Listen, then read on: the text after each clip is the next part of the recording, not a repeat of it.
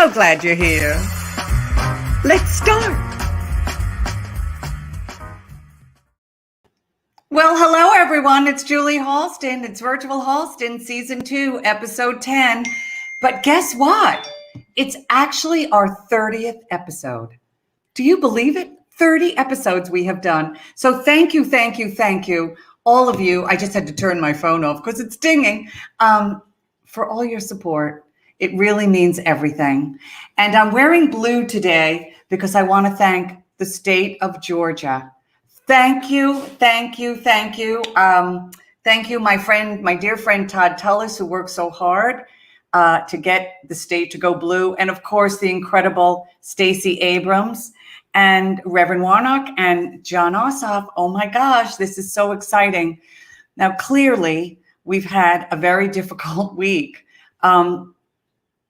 The world almost imploded. Let's just say that. The world almost imploded. But it didn't. And artists are leading the way, and that's why we keep doing what we do. And we're so excited that we have John Tartaglia on with us today. Now, I sort of know John, but it's not like we're hanging out together, but I have admired him for years. I know Jim and John know each other pretty well.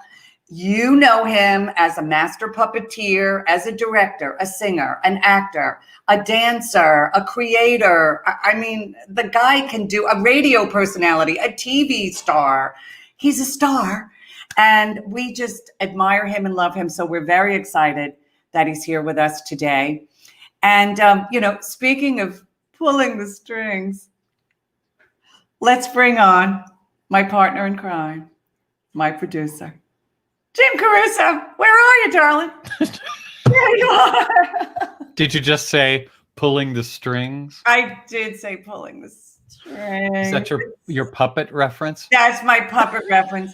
I have so many questions for John, but okay. Nobody's better. Nobody's more fun. You're gonna have so much fun with him. I can't wait. Well, and he's adorable. Okay. First of all, if he had no skills, I'd still want to talk to him. Right. Because he's that cute and that nice. But he's also insanely talented and articulate and just so winning. He's just a winning guy. Yeah, he is winning. I remember the first time I saw Avenue Q off Broadway, and everybody was talking about this dirty puppet show. And I thought, I need to see this thing. And plus, our friend Amanda Green had been involved with it at one point. Oh, my goodness. Yeah. So I had heard, rumors and stuff. So I went, and it was like, John is such a superstar. Yeah. In a cast of extraordinarily talented people. But I couldn't wait to know him. I felt like I knew him. Those people that you feel like you've known always. They have that kind of connection with an audience. Well, that's how he was. And everybody in town loved him. Yeah, I think we felt that way about each other. I know we felt that way about Ann Hampton Callaway. That's right. I know I felt that way about Andrew Reynolds. The second I met Andrew Reynolds, I was like, boom. I felt that way about Jesse Tyler Ferguson. Boom. And I felt that way about my husband. Boom. It's like, oh, I guess I'll marry you. Boom. Yeah. That's the way that went. So yeah, you do have those connections. It's fantastic. Now, darling, we can't, and I appreciate that blue tie, by the way. I love that you're wearing a blue tie. Little blue. I think we do have to address a little bit because, everyone's been very shaky the last couple of days because we've really seen the world almost implode, and it's been really scary and very upsetting and very sad. And, I even thought about do we really do a show? This is such a terrifying time. But I actually thought, no, the most consistent thing, the most sort of healing thing that we can do is to keep doing what we do. Absolutely. And provide laughter and entertainment and some solace to people.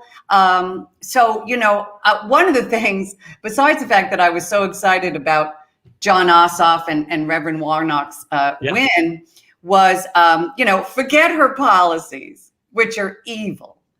And forget the fact that, she enabled a sociopath, we have to discuss Kelly Loeffler's hair. We have to discuss her hair. It's a little Real Housewives of Potomac. Well, no, but first of all, she's 50 years old. Is she? Yeah, she's 50. I looked it up. She's 50. The hair, first of all, when you have a long, thin face, you should not be wearing your hair like that. You need to offset. Note to self. Okay. Yeah, I'm telling you, as someone who's deeply shallow, I know. Right. Yeah. So write that down. Long, thin face. Don't have the long, thin. Yeah, don't. No.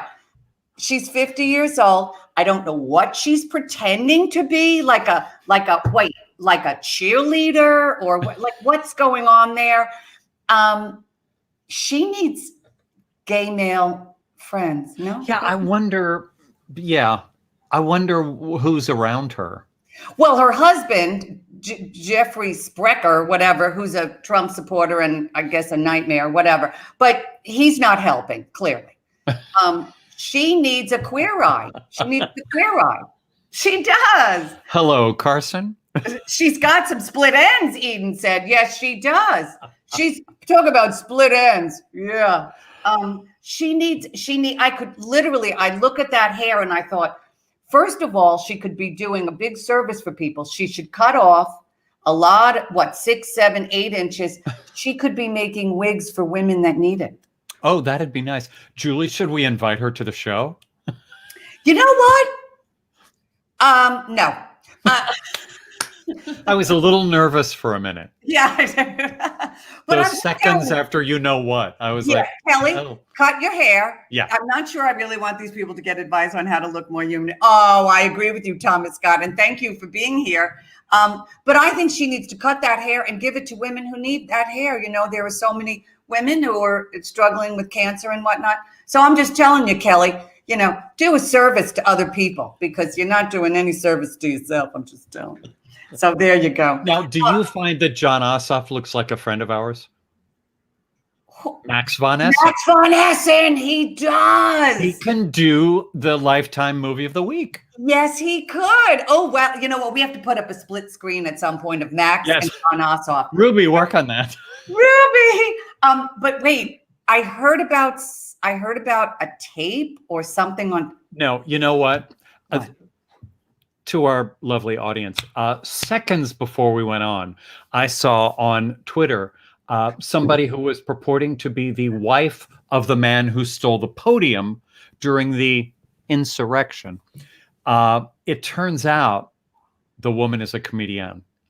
She's not the wife of the podium thief. It's a bit. So we were all excited that we had this brand new, crazy interview with this insane woman. And it turns out, thankfully, Ruby found out before we went on and embarrassed ourselves to all of you that it's not really a thing. Although whoever this is hilarious. Yes, she did a very good job. Although I was about to say she sounded like she was a little like on speed.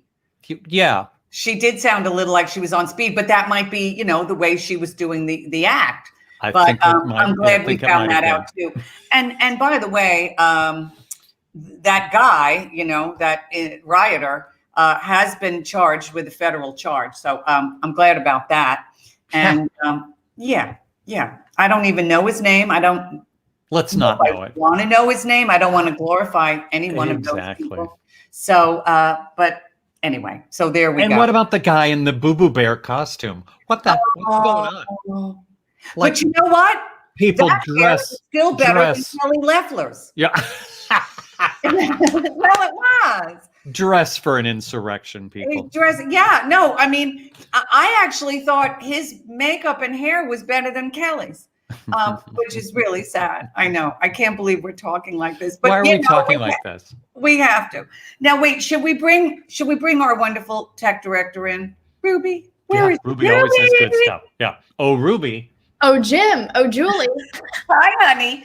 Hi. I'm so glad you found out that was a ruse. Yes, yeah. I found it out literally 5 seconds before we went live. So glad we all found that out together and that we didn't have to do a major apology next week. Yeah. However, Look it up on Twitter. It's really, really funny. It's It is very very funny. funny. I don't know her name yet. I just know that she's an internet comedian, as Jim said. So Who's not? Yeah. Well, yeah, that's kind of true. Who's not an internet comedian? Well, that's fantastic. I'm so glad we did that. Now, Ruby and Jim, I want to ask you, we've gone through the events that have been so scary, but what have you been doing? Jim, I know you've been dealing with some Birdland things. Yes. Oh my gosh. Tell us. The club that we all play, Birdland, in New York City, has been closed essentially since March. But that means if you're a club owner that you still have to pay your $70,000 a month in rent, insurance, electric, blah, blah, blah, everything. So when you have zero coming in, that becomes difficult. And Johnny Valenti, the owner, has been doing a beautiful job with that for 10 months. And he finally called me a few weeks ago and said, I can't do this anymore. Yeah. I'm going to eat through everything I've ever had. Right. And my heart just broke. I was talking to our friend Susie Mosier, who was our guest last week. She suggested we call Tom Dangora, who created a GoFundMe for the Great West Bank Cafe here in New York, which is also another restaurant/theater. We did that. Tom was like, I was just going to call you guys. So we've started a GoFundMe for Birdland. It's already up to about $175,000. What? And we have quite a few weeks to go. And the whole thing will end with a big extravaganza of a show. But I've been working on that and doing press for that and hiring performers. And it's just been such a joy to do something that's so community oriented and that people are so happy to give of their time, their money, their love and support. It's been a real uplifting thing. I know NBC and ABC. Have you talked to NBC? Gianni talked to ABC. Right. Ruby, you're very well aware of this. I did some work for the West Bank Cafe. I'll, of course, be doing work for Birdland. But these are two New York institutions that are so important, not only to New Yorkers, but to the arts communities in general. So it's very, very important. And to the neighborhoods. Yes. So they're very, very important that we save these institutions. And Ruby, I know you're at your mom's place. I am right now. You're moving soon to your new domicile. So well, we've been moving all week. And currently it still just looks like a city of boxes. So I came over here to produce the show to spare you the tornado that is currently my living room. But it's been a fun week, lots of little projects and getting the puppy used to the new place. That's been really fun. Just honestly, it's been a great way to start off the new year. New year, new apartment. It feels like a whole new, fresh start. And obviously, the events that have happened this week have been frightening, to say the least. But I am really hopeful, especially in my generation, and seeing them step up and even just using their social media platforms to speak the truth and say, I think that's really it. Just speak the truth. And so it's been a week of ups and downs, and yet I'm still filled with hope. And it's only January, so it can only go up from here. Yes, I feel hopeful. I have to say. It was so fun, I must say, being out of the city, for a little while and spending Christmas with my two dearest, Chip and Neil, that were so amazing. And of course, I loved having the background be a little different, when I was in Chester, Mass, but I'm back in New York City, and you know what? There really is no place like home. Julie, not to interrupt, but you're talking about fresh starts, Ruby, and I went to Penn Station the other night. The new, improved Penn Station. I can't wait. It's so beautiful, and it's so clean. I'm not sure how long that's going to last, but it's absolutely thrilling. And Oh, there's going to be a whole food court. A lot of stuff is in the works. But oh man, it's just fantastic. I'm really, really, really excited about it. no, I can't wait. I want to do a whole walk down there and everything, you know. Maybe we Math, could do like a tour Yeah. for virtual Halston. That would be nice. I don't know if anybody cares about our train station, but you'd care if you saw the old one. I was going to say, no, I think that's a great idea. I really do. And fun. can I say, because I'm obsessed with Kelly Loeffler, as you can well imagine, you know, she does not have the proper length hair. But, you know, our Ruby, I know it's pinned back today, but it is. I'm sorry. our Ruby does have the proper length hair, doesn't she, Yeah. Jim? Yes, she has great hair.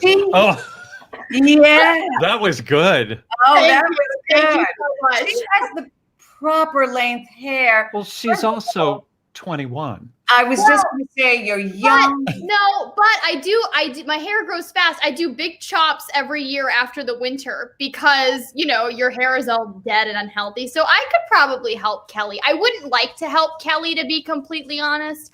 Right. But, you know, Kelly could take a tip or two. So it sounds like a song title. Kelly, take a tip or two.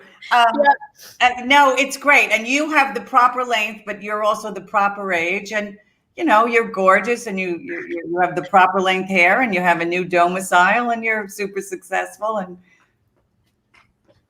bye, Ruby. Well, Jim, we've covered a lot of ground already. Well, good night, everybody. Good night. No, you need to talk to Johnny. I need to talk to Johnny. John Tartaglia, come on, he's the cutest guy. A lot of you may know him from Avenue Q. A lot of you may know him from Sesame Street. A lot of you may know him from Shrek.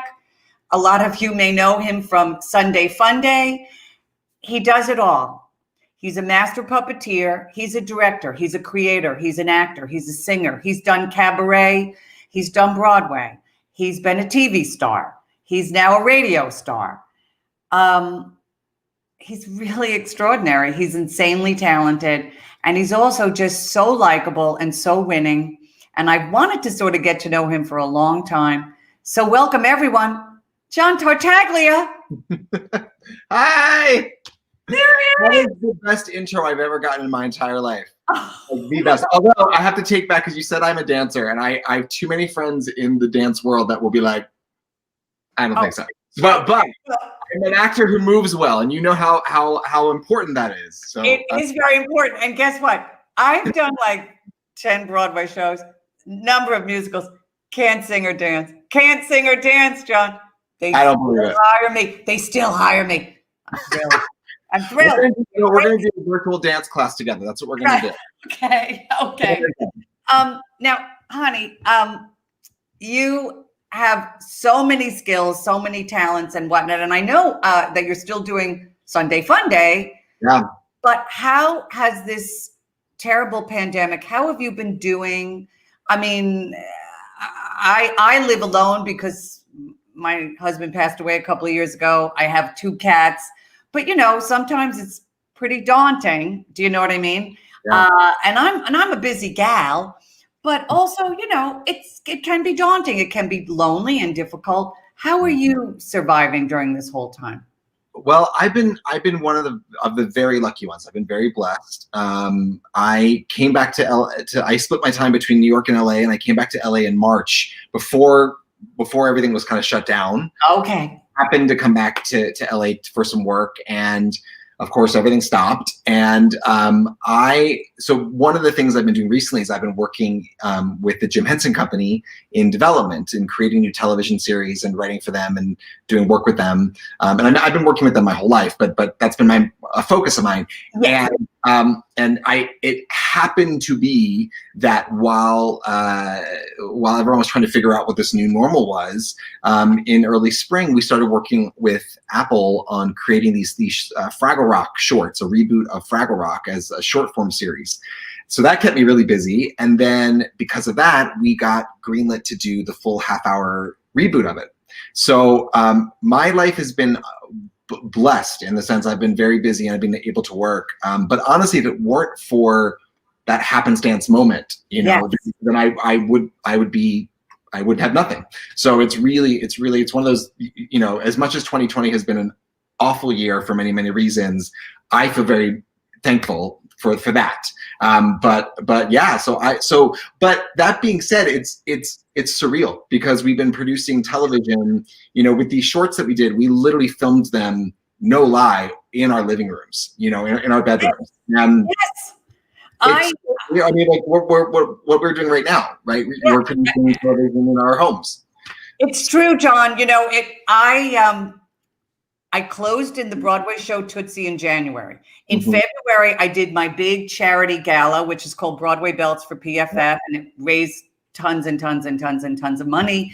It was amazing. 450 people showed up. It was fantastic. Then a week later, I was doing a workshop with Kristen Chenoweth for a new Broadway musical with Scott Ellis, and then boom, shut down. Yep. And then I was like, oh dear. And I thought, okay, this is going to be like a couple of months.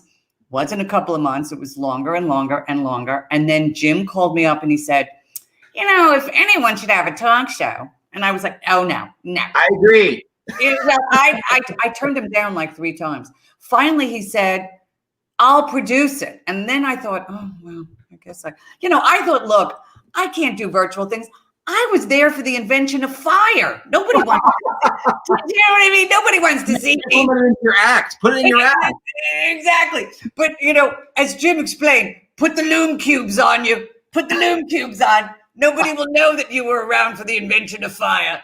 So, it was crazy. So we did it and, it took off. So and then the incredible playwright Richard Greenberg, who wrote Take Me Out, and they were going to do that on Broadway. Yeah. He contacted me and the wonderful actress writer Maddie Corman and said, hey, you want to write a play about people in quarantine? I was like, what?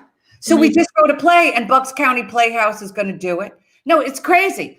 And I was like, and then Charles Bush called and he said, oh God, we got financing for an independent film. We're going upstate. We're going to be COVID tested. We're going to be, so we made a film.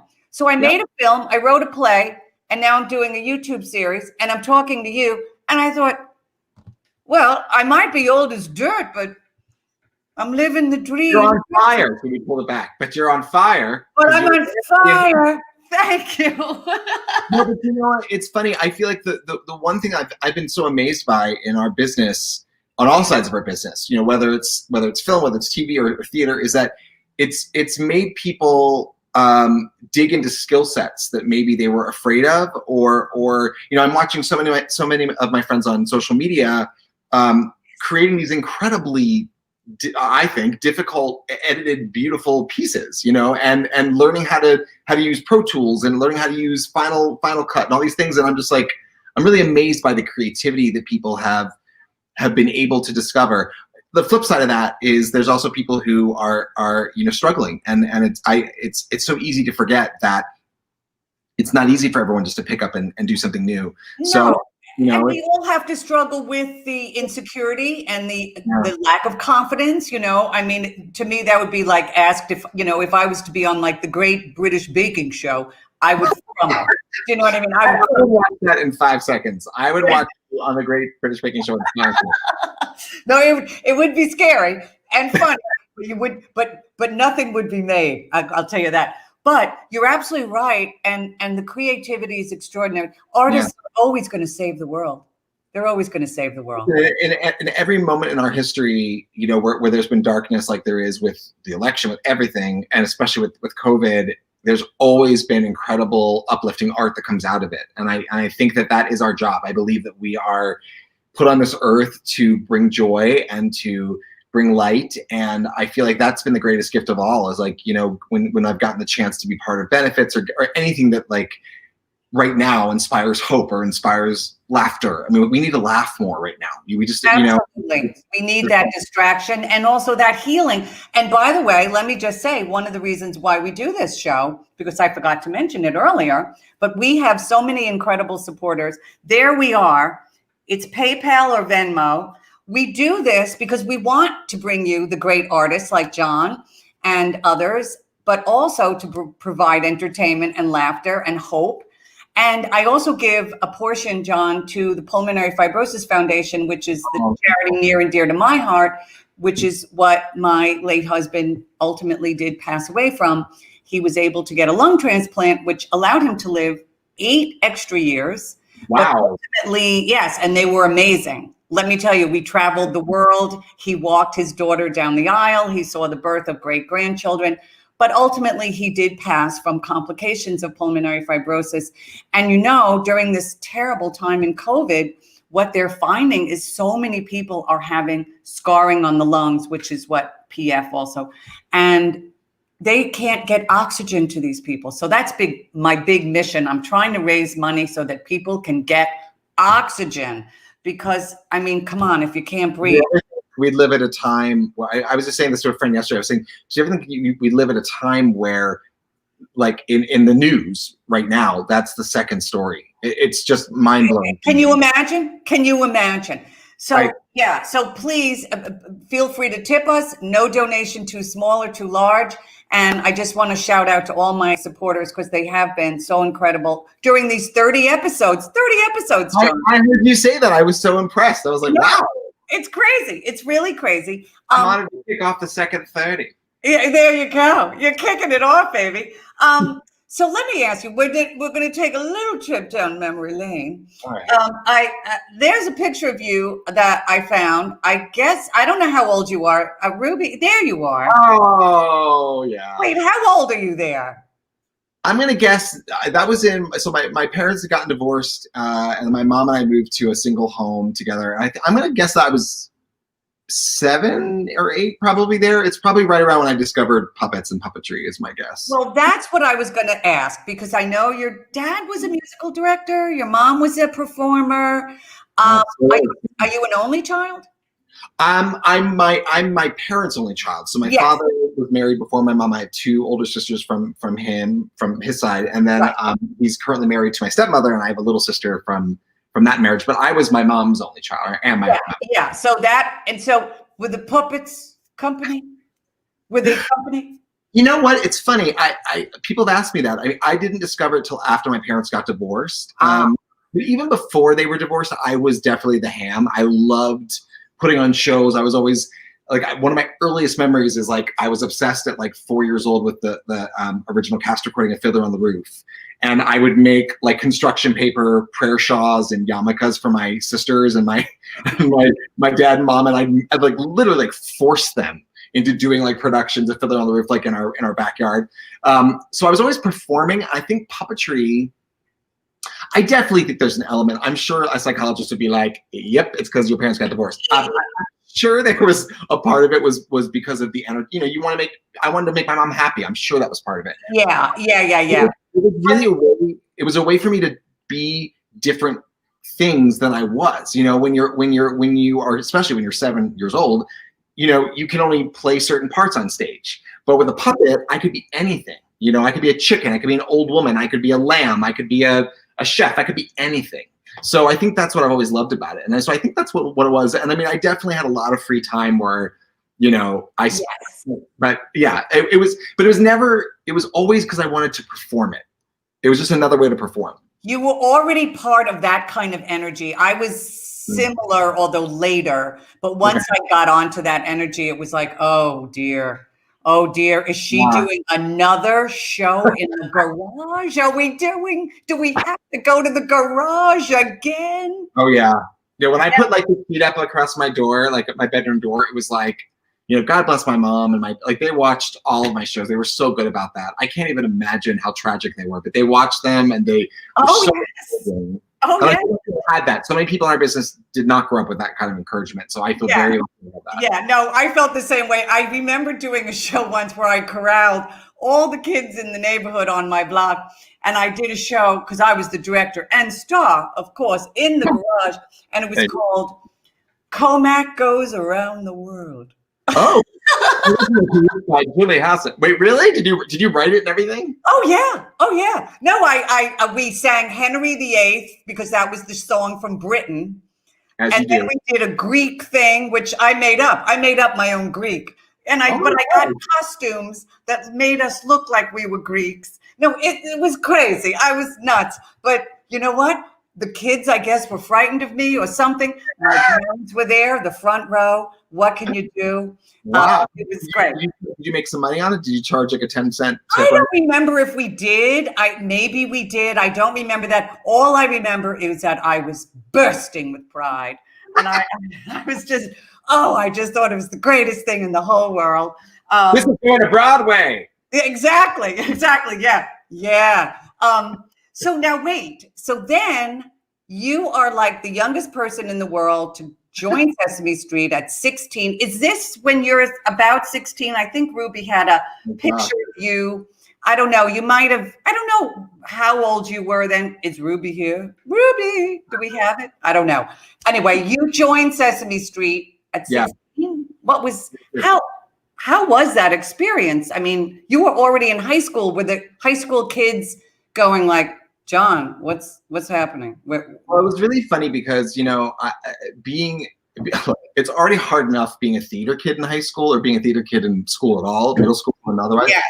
And I was a geek. I really was. Like, I was awkward. I was very outgoing, but I was nerdy, so that was already there. It's hard enough being a theater and chorus geek and singer, but then add puppets on top of that. I mean, how many, let's be honest, in your career, and you've done a lot of stuff, how many puppeteers have you met, right? Like we're a very unique bunch, and we're a very select bunch, right? So I was a weirdo, and what was really interesting was when I started working at Sesame Street, I remember my first time visiting the set, I was 14 years old. And so my mom took me out of school, for like 2 days. We went up to New York City, and it was a dream come true for me. But I remember going back, and people were like, "Where were you?" And I was like, "Oh, I was in New York City on the set of Sesame Street." And all of a sudden, it was like, "Wait, what?" It was like it was so cool all of a sudden that I was doing something, and I knew what I wanted to do, So getting through high school felt just like a slog because I just wanted to get to the city and get to work. Like that was my dream. So when I was 16, when I started working at Sesame Street, they would call me in for like extra days or special, like if it was a holiday, I would work on that. Sometimes my parents would let me take time off from school. And it was amazing. It was just, but it was so surreal to go from something that you grew up watching, that you wanted to be part of so bad, to finally being there and working. And the funniest transition moment for me was, I remember very distinctly, like one of my first or second day, I was assisting one of the characters, and I was like below a table, like doing an arm or something like that. And it was with Sonia Manzano, who played Maria for all those years. Oh, yes. Amazing. And I loved Maria growing up. She was my favorite. And I remember like I was doing a scene, and then like they called cut, and I put my hand down to get up, and I put my hand on her foot. And I was like, "Oh my gosh, I'm sorry, Maria." And then she was so sweet. She's like, "It's Sonia, honey." And I was like, "Oh yeah, of course it's not." And I was so overwhelmed. But that's when I was like, "Okay, now you work here. Now you have to. It's a job, But it was amazing, and it was just to know that I was part of something so impactful and so impactful, so special. And the lessons that you must have learned then as a 16, 17, 18-year-old working there, particularly at 18, you were full-time, I believe, right? Yeah, I moved to New York City. I didn't go to college. I was supposed to go to college, and I moved to New York City to work on Sesame Street. Sure. What lessons from Sesame Street did you learn that you still carry with you today? I mean, I'm sure there must have been such epic impact on you. I mean, was there yeah, I mean, I think the two things that just came to my mind instantly were, one is we got to work with so many celebrities, guests on the show. Right. And that was such a, that was amazing as a teenager to be meeting these famous people that I was watching on, in films and on TV. I think the biggest thing I took away from that was how much kindness counts. And that's something that my mom and my family always tried to teach me, of course, was to be a good person and be thankful. But watching some of these A-list celebrity stars come in who, if they wanted to be, could have been complete jerks and dismissive and like, let's move it along. And they were so kind, and I watched how they made every crew member feel valued. I watched how they would talk to everybody. And I saw the power of that. And I also saw the power of the flip side. There were a couple people who came in who were not like that. And I saw what made everyone feel, and I still carry that with me. I still see those people who they shall remain nameless, but I'll see them on TV or film and go like, I know who you really are. And it's amazing that impact that you have when you're given a position of privilege like that. You know, I think it's a responsibility to be thankful and to be kind. And so I think I took that away. And I think also just, you know, I didn't go to college, so I literally grew up basically on Sesame Street. So I learned a lot of life lessons about collaboration and about teamwork and about having, you know, integrity and dignity in what you do. And so I'm really thankful for that, because I didn't get those 4 college years to kind of mess life up. Yes. In life, you know, but I had a lot of like guardian angels around me who really helped. Well, I completely agree. And I definitely think kindness is the way to go. And also I think it's hard to be mean when you're surrounded by puppets. I really do. You know what? I mean, honestly, it's such a ridiculous thing that we do. And I say ridiculous with love. I mean, it's silly, you know, like, I mean, Frank Oz is one of the greatest, you know, puppeteers of all time. He was the original Miss Piggy and Yoda and Fozzie Bear. You know, he always jokes around that we're wriggling dolls, you know. And it's more than that. It's a lot, but it's true. Like, we get paid to play, and if you're not having a good time doing that, you're not a nice person because of that, then you should probably do something else. Like, you know. Yeah. You should go away and live in a swamp. Yeah, you need to figure that out. If you're miserable getting to play for a living, then what's going on? Yeah. Now, because so many of us know you from Avenue Q, that's because, you know, as I said, I was around during the invention of fire, so I wasn't watching Sesame Street when you were doing that. So, but I, of course, remember, and I do remember my late husband, Ralph, actually, I think he saw Avenue Q at the Vineyard. Oh, wow. So he saw the original. Yeah, so he, you know, saw the whole thing. But I remember him talking about, like, oh my God, dirty puppets. It's so funny. You can't believe it. It's so what you're not expecting. And but then you burst on the scene. Yeah. It goes to Broadway, right? 2003, I believe, right? 2003, yeah. Summer 2003. You create Princeton and Rod. Everyone is talking about Avenue Q. It was just extraordinary. There you are. Oh, look at that. Look at that. That sensible foundation and under eye. Look at that. You look so cute. How did you get involved? What was that journey? Dare we say the word journey? But what it was a journey. You know what? It's a long story, Julie. No, I always tell people it really is the power of yes and listening to that little voice inside. And the reason I say that is because, so I was working on Sesame Street, and when I wasn't filming, I think at the time we only shot Sesame Street about 5 or 6 months out of the year. So I had half of a year to pursue other interests, and I never didn't want to do theater. I was still doing, you know, as any theater I could do when I wasn't shooting Sesame Street. So I was doing off Broadway shows. I did a Theater Works tour, you know, anything I could. And my dream was to be on Broadway. Like, besides, I felt kind of like I had dual dreams. I wanted to, of course, work for the Muppets, but I also really wanted to be on Broadway. Never did I think that the two would come together. But anyway, so I think we were doing Sesame Street, and I got a call from someone who worked on the show who said, you know, these 2 guys, Bobby and Jeff, have written this. They have this idea for doing an adult version of Sesame Street, essentially, as a new TV show for like they wanted it to be on like a Comedy Central or something like that, and it's like a children's television program that's musical. But the lessons that you learn on Sesame Street are ABCs 1, 2, 3s. The lessons here would be, you know, what if you could learn the lessons that we all go through in our 20s? If you could learn them the same way you learn your ABCs 1, 2, 3s on Sesame Street. So, you know, catchy ditties and fuzzy monsters and things like that, which I thought was so funny. And at the time, they were going to do a reading. They were going to do like a one night only reading. They had 4 sketches, 5 songs, I think. And it was like 3 days from then. I mean, I'm exaggerating. Maybe it was a week from then, but it was very soon. And it was, you know, it wasn't paid or anything like that. It was just to say, like, let's just try it. And Rick Lyon, who was an amazing puppeteer and puppet designer, he and I had worked together on Sesame Street. He was doing the puppets for it. He was involved. My friend Lars was involved. Stephanie DeBruzza, who ended up being, you know, one of my dearest friends and my co-star, was involved. And they said they know that you do musical theater. Would you want to do it? And I had booked work that night. I think it was like a catering gig or something like that, a part-time. And I had booked work, and you know, when you're young. Oh no, you can't turn work down. You got work, right? And something inside of me said, "Say yes." Something inside me said yes, and I listened to it, and I was like, "Yeah, that sounds great." And it literally started from there and went on. And we did that first reading. We did it at the York Theater.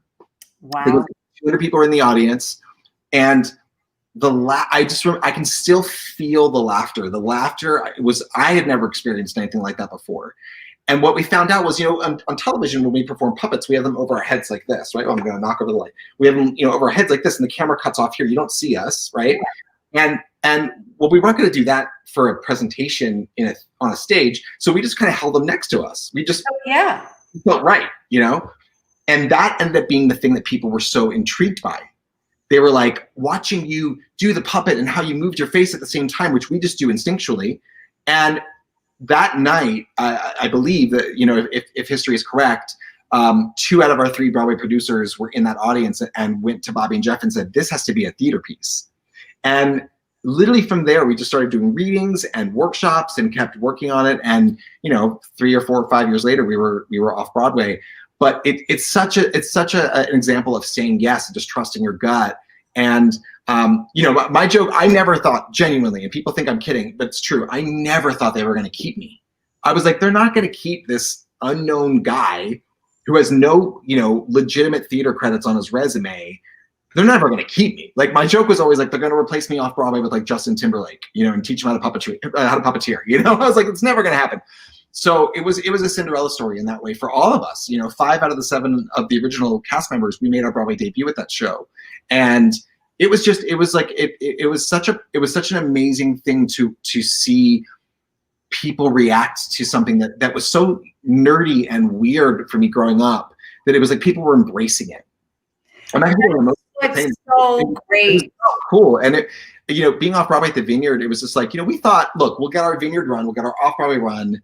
I think it was just a run for like 6 weeks originally or something like that. I was like, wow, guys, we did it. We got off Broadway at the Vineyard Theater. We're here for, that's it. And then we got extended and we were sold out and you couldn't get a ticket and celebrities started coming seeing it. And it was like, what's happening right now? So it was just this amazing momentum that didn't stop. John, that's what happened with Charles Busch and Vampire Lesbians of Sodom.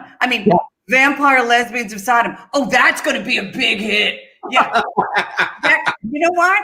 We started in a crack den.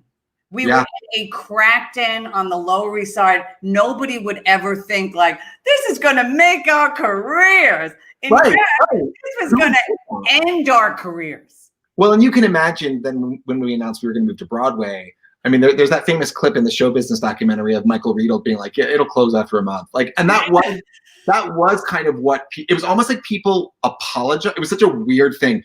They announced we were going to Broadway, and of course we were losing our minds and going to see the marquee be put up. And it was the most exciting time of my life. But at the same time, you would hear people like, they'd be like, oh, I heard Avenue Q's coming to Broadway. They'd be like, oh, that's so great. Enjoy it. And I'd be like, enjoy it. You know what that means? What does that mean? Enjoy that month, John.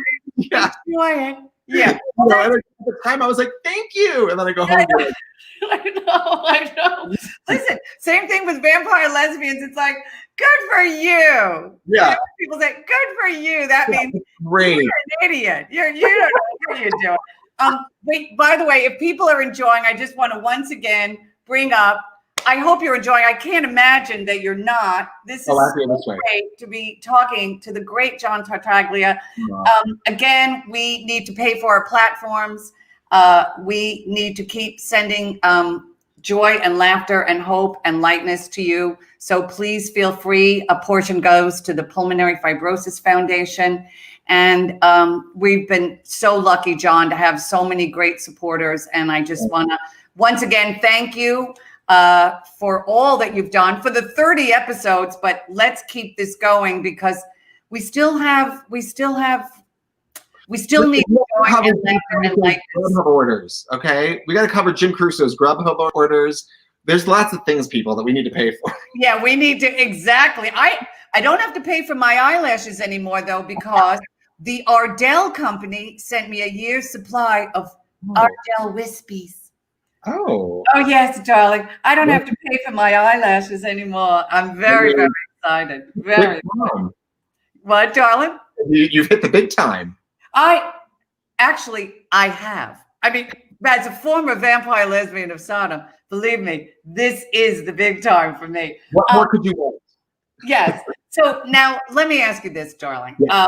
So Avenue Q, ridiculous, so crazy, so amazing.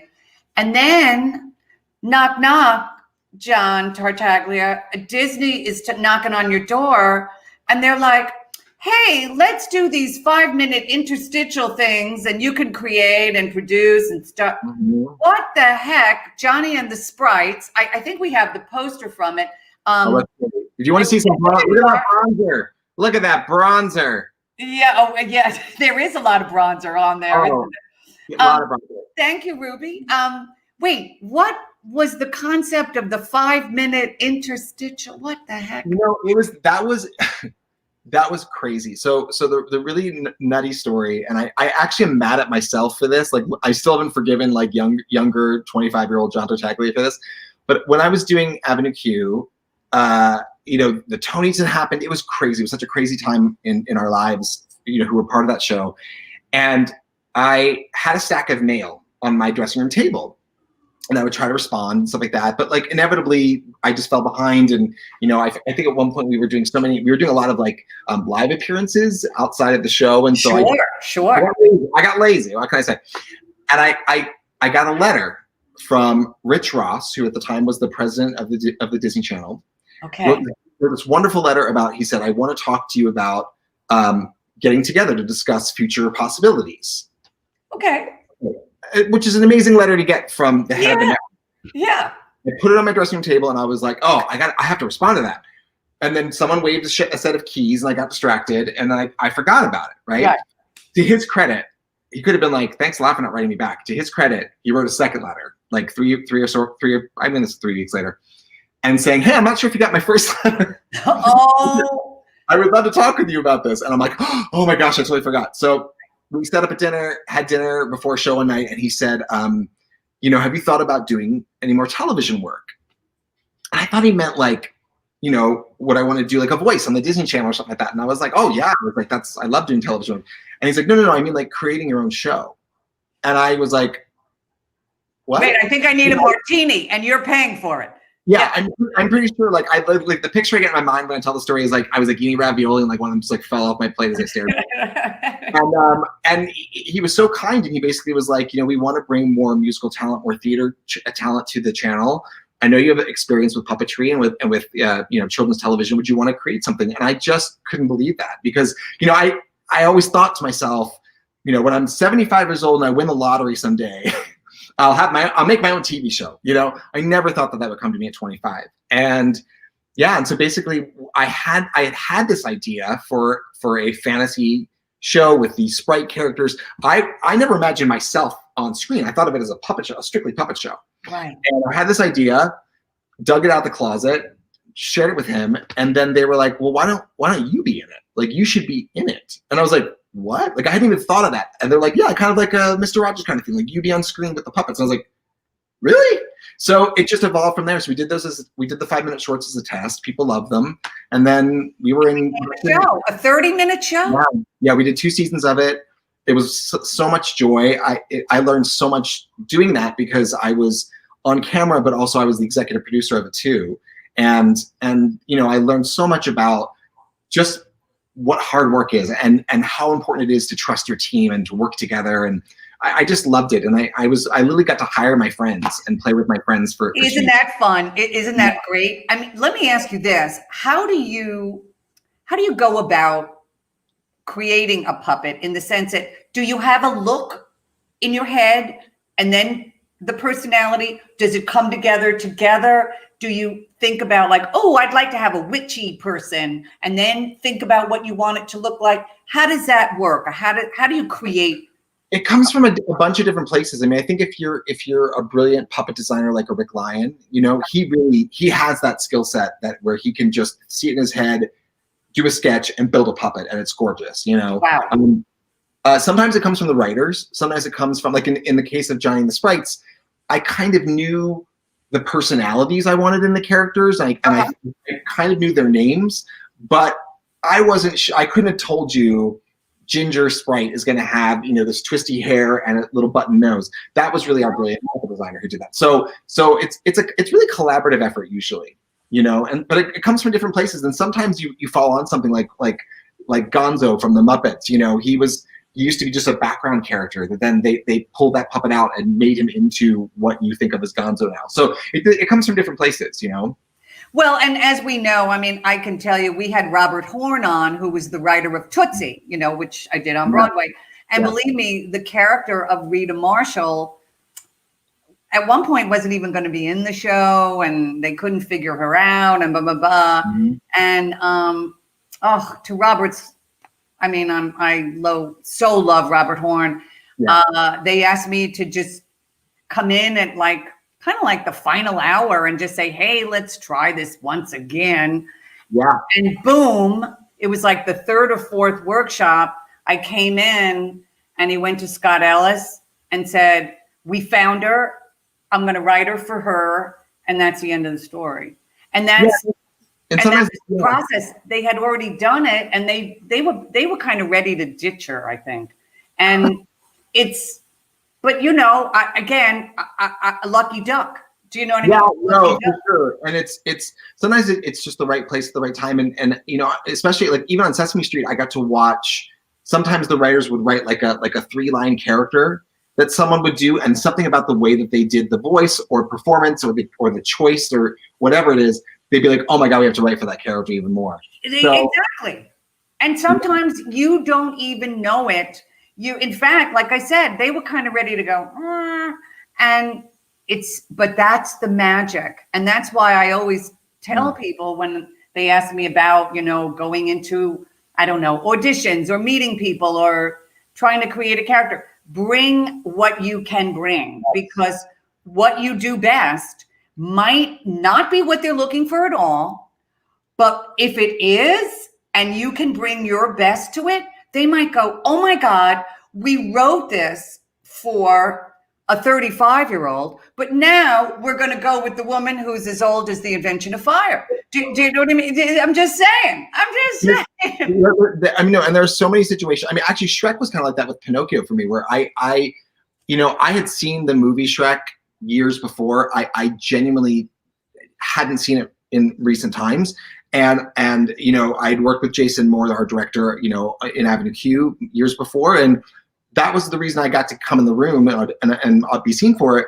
But I wasn't, you know, looking back, I'm like, was I right for that? Like, as far as like, you know, I was older. I mean, there you are, darling. Oh well, you know, and I genuinely just did what I knew I could do, what I could bring to it. You know, I realized I worked, you know, we went through different iterations of Pinocchio to try to find him, but it was really just when I did the thing that I knew I could bring to it and the energy I could bring to it, that's when it worked. And I think you're right. I think I always say when I do like workshops or things like that, I always say I wasted so many years of my career as an actor, and this is true, trying to be somebody else. I went to the Rent auditions so many times, you know, in a striped sweater with the scarf, glasses with the lenses punched out, dyed my hair blonde, like a temporary blonde, and tried to sing like Anthony rap because I thought that's what they wanted. You know, and I wasted it. I wasted those opportunities because I didn't just come in and be, no, you're John Tartaglia as Mark. You're not Anthony Rapp as Mark in Rent. And we all do that. You know, we try to emulate. You know, I'll sit in like in auditions for a show I'm directing, and someone comes in and they're trying to sing like Adina, and I'm like, okay, it's great that you figured out those pyrotechnics, that you can do that, but now I want to hear you. You know, we know what the A+ version of Adina Menzel is because that's her. So I want to see the A+ version of you. And I think that's hard to think that we're worth that and that we're enough. You know, it's so smart and so important. Charles Busch was the one who finally said to me, you keep trying to be like a normal lady. And he said, you're an outrageous personality. Do that. Own it. Yeah. Do that. And guess what? Everything changed when I finally decided to become myself. And then I worried so much about, well, people aren't going to like me, particularly men, dare I say. I mean, I'm talking as a woman now. I was like, straight men are not going to like the outrageous personality. And do you know, I was married for 27 years to a man, and let me tell you something. He said the most alluring thing in the world. Somebody asked him once, what was it like to be married to me? Because, I am an outrageous personality. And he said, being married to Julie is like the sports car you always wanted as a teenager. Oh, I love that. Isn't that captivating? That's wonderful, yeah. And he used to call me the red Porsche. And I thought, oh, that's the greatest thing in the world.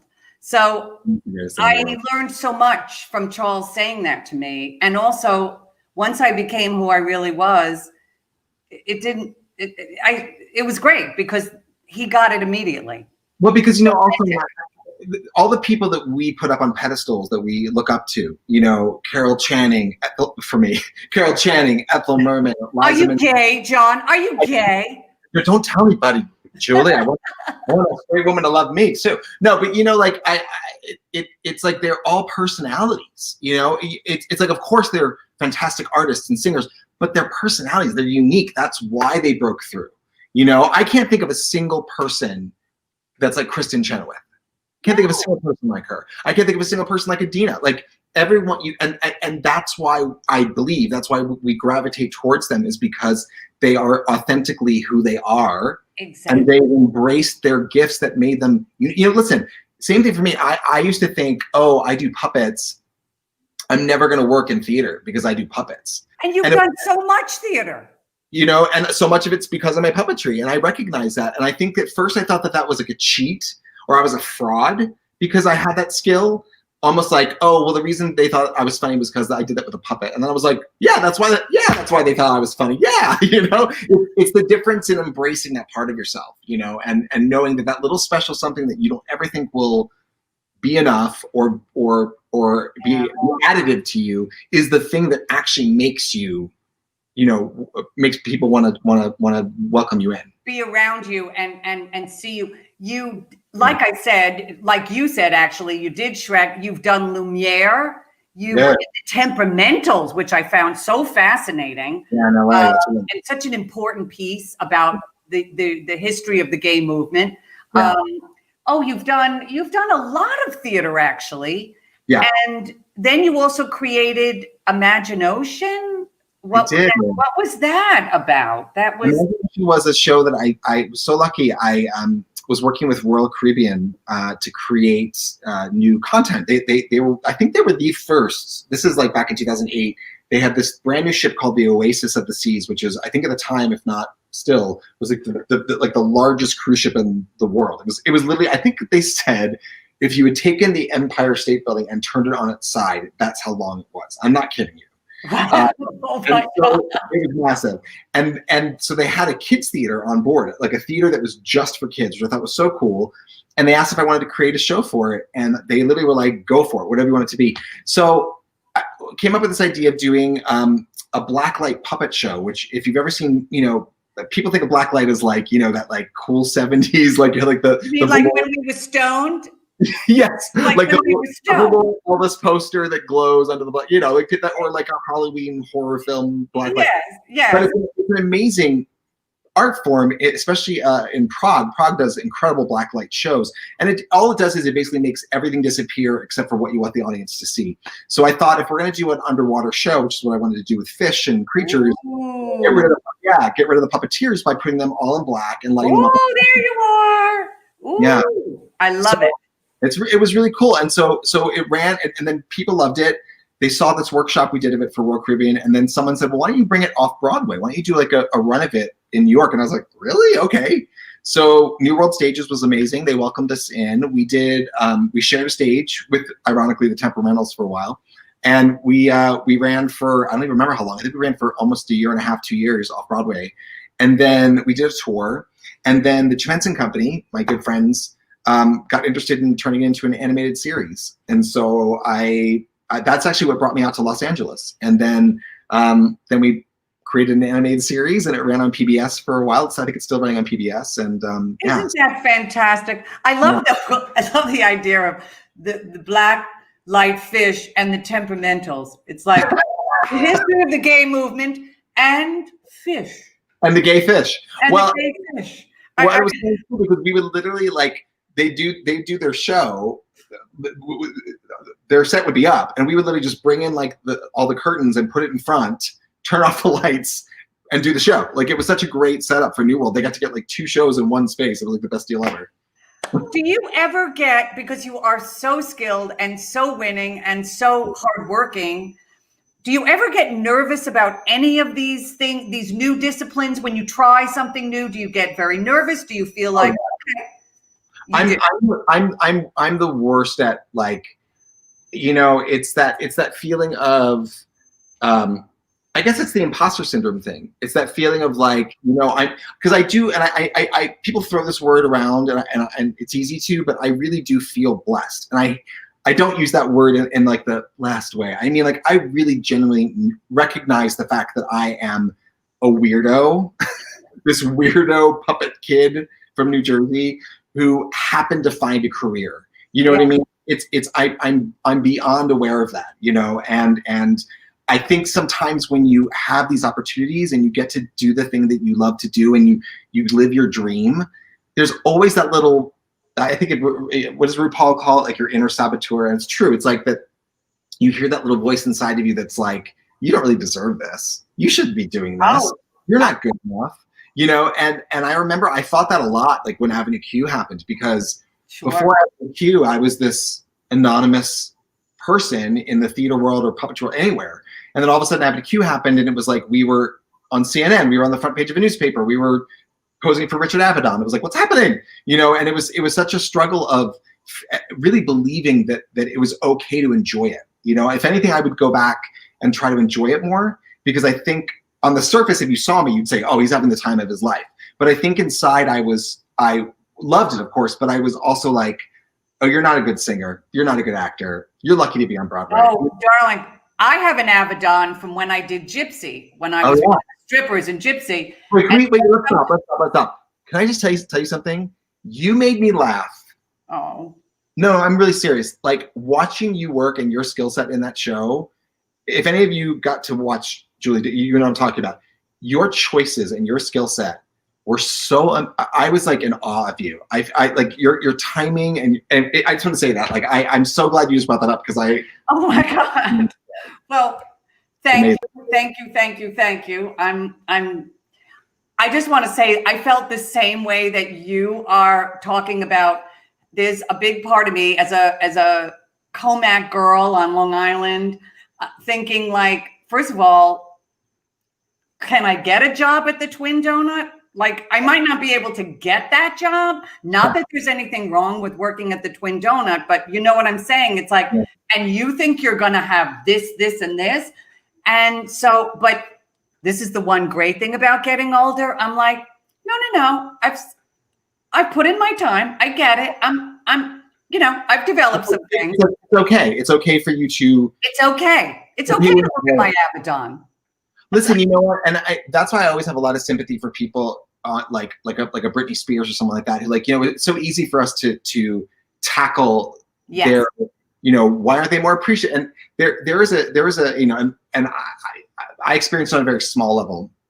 I cannot imagine that kind of level where you can't walk outside your front door without people flashing pictures of that in your face. Or Princess Diana. I just watched The Crown, and I'm just like, oh, I'm so into that, because it's true. It's like you think that person has it all figured out because they got to do something that's on they got something that they got to do something that's in the public view, and it's exciting. So therefore, they must have it all together, and they must know how to do it right. And most of the time, they are dancing as fast as they can. And as we know, with sometimes very tragic results. So you're absolutely right. So we are very grateful. Is there anyone that you would love to work with that you haven't worked with yet? Or? Oh my gosh, so many people. Well, okay. One is pure fun, but just because I love her so much, and that is Celine Dion. Okay. I feel like I've always loved her just as a singer. I've always loved her music, but I love her. Like, she's so unabashedly wacky. Right. Like, And I love that about her. I feel like she kind of is a puppet in a way. Well, she needs to eat a meal. That's number one. I want to, yes. Yeah, she needs to eat a meal. And I'm speaking as someone who's kind of like, I kind of believe in bulimia a little, but no, did I just say that? I know it's wrong. It's wrong, John. I know it's wrong, but no, she needs to eat a meal. I want her to have a big steak dinner, but her voice is insane. It's insane. And you know, and I moving out to LA, I, you know, went to Vegas a few times back and forth, and I became obsessed with her show in Vegas. And one of the reasons I loved it so much, if you got to see her show in Vegas, you guys know what I'm talking about. It was so bizarre in the most wonderful way. I saw her first show that was kind of like the Cirque du Soleil kind of show with Franco Dragone. And then I saw her most recent show. What I loved was when she would talk to the audience, because she loves to talk. And I sat, like the third time I saw the show, I sat in the front row on the side. I happened to get those tickets, and you could see like the, you know, like the monitor with her lyrics. Right. And I was like, which by the way, I would totally have. And it would, you know, the lyrics would scroll, and then like get to a thing where it'd be like, you know, story about bang, or whatever. Oh! I could see what she was going to talk about. I'd be like, ooh, this is fascinating. And one time, I'm sure when they rehearsed it, it was designed to be like a 1.5-minute patter break, right? She talked for like 25 minutes about pickle jars, about all the different kinds of fruits and vegetables you could pickle. She was talking like about, like, it was the most, and of course, me and let's say the other gays in the audience were like living our best lives listening to this. And people who had bought a ticket that night who just wanted to see a show, literally a guy like 5 rows behind me is like, sing! Sing! I was living for every moment of it. I just love her. I just love that she's kind of like, I'm going to do this. So I want to work with her. Obsessed with her. Well, all right, we have to make this happen. We have Can to make you? this happen. I feel like between you and Jim, like, come on, someone can make this happen. Yeah, wait, I want to bring Jim in because Jim has to hear this. Jim, where are you? Yeah, I'm talking to Celine. Hold on. Yeah, he really wants to do a show with you. Something about pickles. Pickles. That's right. Okay, you know who I feel that way about is Cher. First of all, I love her. But in Las Vegas, she has moments in the show that are completely unscripted that are bonkers. Yeah. Like, should we call a state hospital? What's happening? Yeah. I've never been happier. And the people are like, sing Believe. We don't want to hear about your calamine lotion. That's right. It's the best. But that's what we love. That's what we love because we love live performers. We don't go to these shows to see, you know, them lip sync their songs. We want these real people because those are the people that we know and love. Absolutely. I went to her. I was in New York. You know, I was telling Julie right before the pandemic hit. I saw her concert. I think it was February in Brooklyn, and someone had brought like a Beauty and the Beast doll, like in the front row because of course she sang that song. And I guess she was gonna sing the song, and she pulled up. I think there's footage on YouTube of this, and she like pulled up the doll and did like this whole like little mini skit, like doing the voice of like the Beast and Belle and stuff like that. I mean, it is. If you can find it on YouTube, you should go watch it. It's hilarious. But I just love it. I'm like, can you imagine other people? There's certain people who would never do that. They would just never break that cool. Right. Right. Let's say Streisand would never do that. No, she's not going to do that. Maybe not. No. Maybe not. She's not going to do that. No. Maybe not. Oh, I love it. I love it. This is now I've kind of become a little obsessed about this Celine Dion thing. That I really love it. I John, love it. you And do I know love that Christina somebody was Bianco. like, "Sing." But no, we live for the other stuff as well as the song. Absolutely. Right. The real people. You know Christina Bianco, right? I love her. I mean, she's the Celine that we want to know. Yes. I mean, yes. I'll tell you what. Here's my deal. If you can't get me real Celine, Yes. Okay. I want to do a duet with Christine as Celine. That can happen maybe tomorrow, John. Yeah, we can. Like, make that that happen. actually. I'm literally sitting. I will be here, and also I want you to know. I want to share this. This has never been released publicly, but I'm going to say it with this group of people right now. Which is, it's taken me years to find my drag name. Okay. And I found it, and you know what it's going to be, Jim Caruso, but it's true. It is Celine Dijon. Oh my God. This is good. And Hey, how has no one used that yet? It's going to be on Drag Race like next year. But how is exactly. Somebody's watching it right now. Well, Right. listen. You might have to be on RuPaul's Drag Race. That could be another skill, darling, because you're I'll so do it. skilled. You're I'll so do it. skilled. Yeah. Sean, I have a question. Yes. Do you ever relax?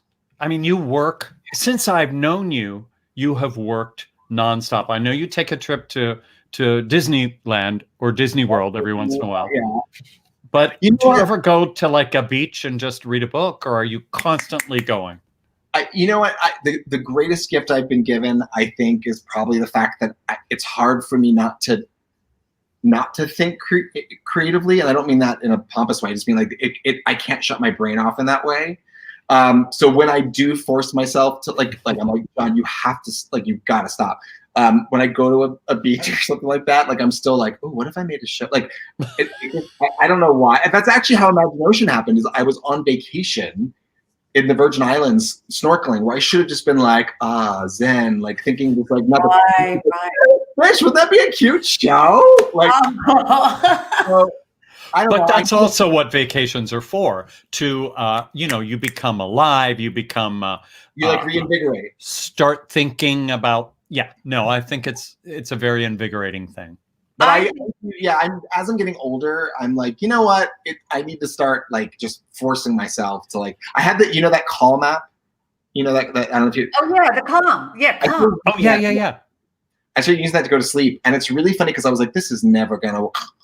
And like, it works so well for me. It's like good for you. Really good. If you have a mind like mine where it's just going all the time, it works really well. For me, it's just reruns of Law and Order. Unless I'm on, then I'm like, oh, I used to be cute at one time. That's how I go to sleep. Rewind, pause. John, what's happening at Sirius XM? Yeah.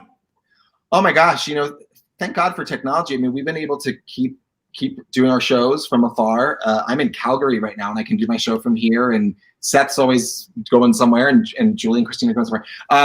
The nicest thing we've heard from people, and I think it's really, it's been such a reminder of how lucky we all are, is that people have been turning to the station as their Broadway. Yeah. And something that we really we talked about kind of as hosts, but it's true, is it's like it's now our responsibility to be that outlet for people. That because it used to be we were like a wonderful in addition to, right? And now it's, we are constantly 24 hours. Yeah. No matter where you are in the country or listening in the world, you can find that. So it's been really, I've always felt lucky to be a part of that, but even more so, like it's like Sunday is like my time to just reflect on that part of our world. And it's just surreal. It's surreal. It hits me every now and then. I'm sure for you guys too, when you're walking, because I'm not in New York City right now, but it hits me to think, I'll like stop and think, I'll be like, oh my gosh, all the theaters are dark right now. And it's like 8:00 at night. Wait, what? Like it hits you. It's just. But your show is called Sunday Fun Day. Sunday Fun Day with John Tartaglia airs every Sunday from 2 to 8 p.m. Eastern time on Sirius XM. It's very good. I listened to it last Sunday because my friend Chip was driving me down. Oh, I wasn't on. Christine was on for me. She's so wonderful. Well, yes, but we were listening to it, and he was telling me, because he listens to it quite a bit, and he was like, Julie, you got to know, because my late husband worked for Howard Stern actually for 8 years, so I used to go over to Sirius XM all the time. So he was like, oh, John is fantastic. You got to listen to Sunday Fun Day. So anyway, we were listening, and it's really great, Jim. And you know what? You get to hear so many of those songs that you know and love, but you don't necessarily put them on yourself. So when you hear them, and of course, if you're driving, it's perfect. Well, so I've been singing quite a lot of. I've learned, I grew up being obsessed with Broadway and loving Broadway shows. And certainly, when I got to New York City, I started, I used to go to Colony Records and skim through things and things like that. But I learned so much hosting the show because they give me like a facts and figures sheet about the movie.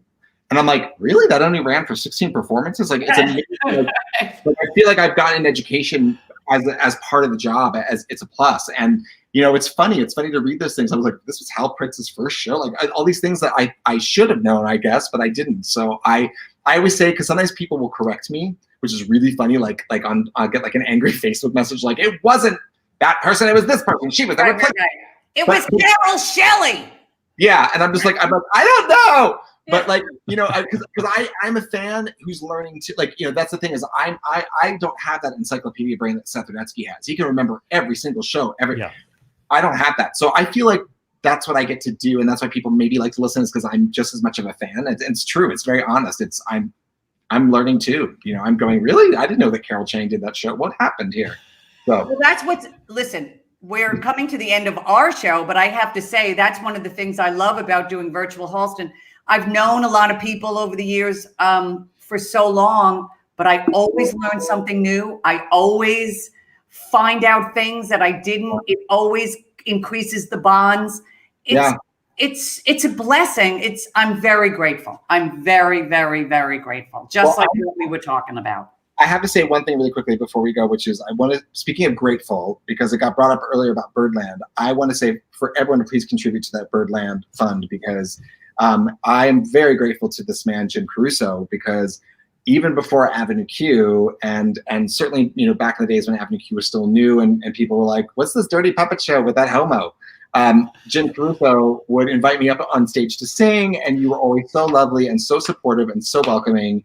And you've done that, and Birdland has done that for so many artists. And so I really definitely please everyone to just donate what you can, because it's an institution, and I'm very grateful to it for my career and what Jim Caruso you did for me. So I think he has a picture. We just happened to have a shot. What? At Birdland. At Birdland. No, that's at the King Kong room.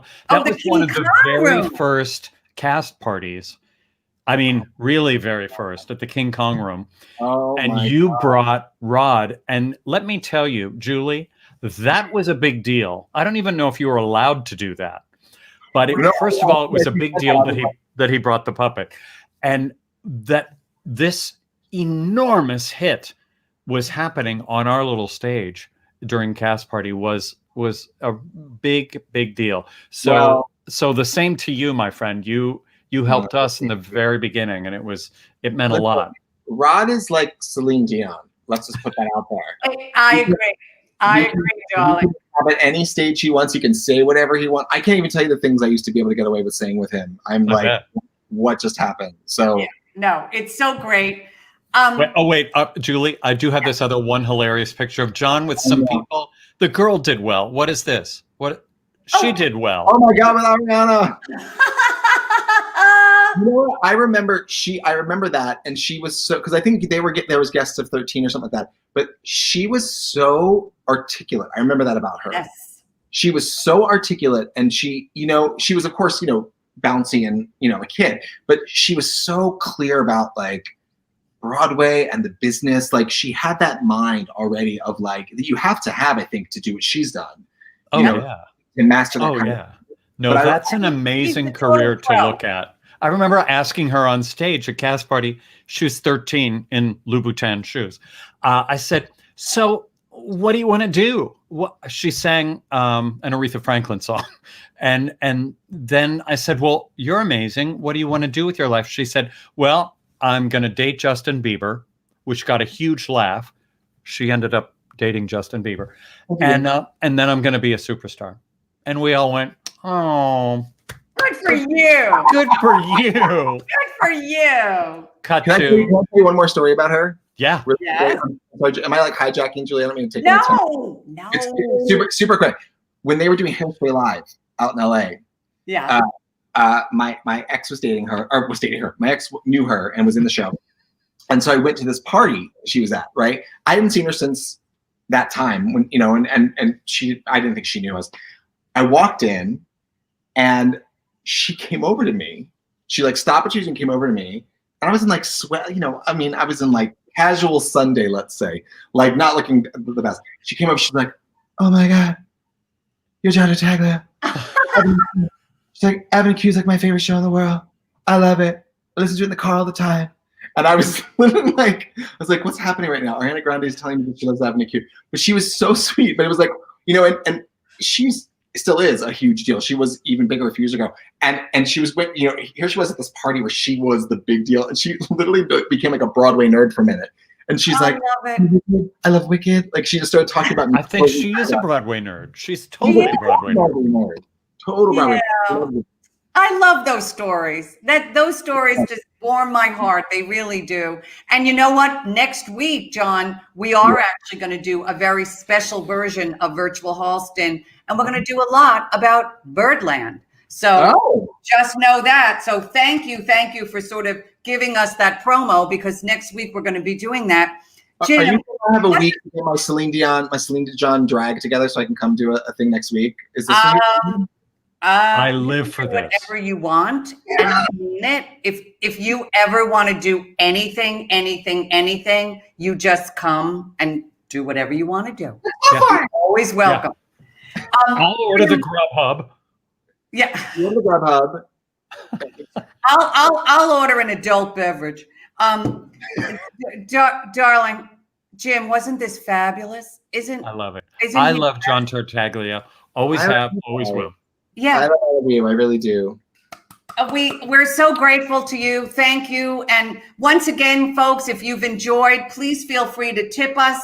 We could use the money, but also I have to give to my charity. There it is, PayPal, Venmo. We hope you enjoyed. What can I say? John, you're extraordinary. And I hope I get to see you in person someday, but if not, even virtually, sooner rather than later. I love that. Anytime. I'm telling you, Celine Dion, I am here. Celine Dion, he's there. We're in. Goodbye, everyone. Bye. Thank you. What more is there to say?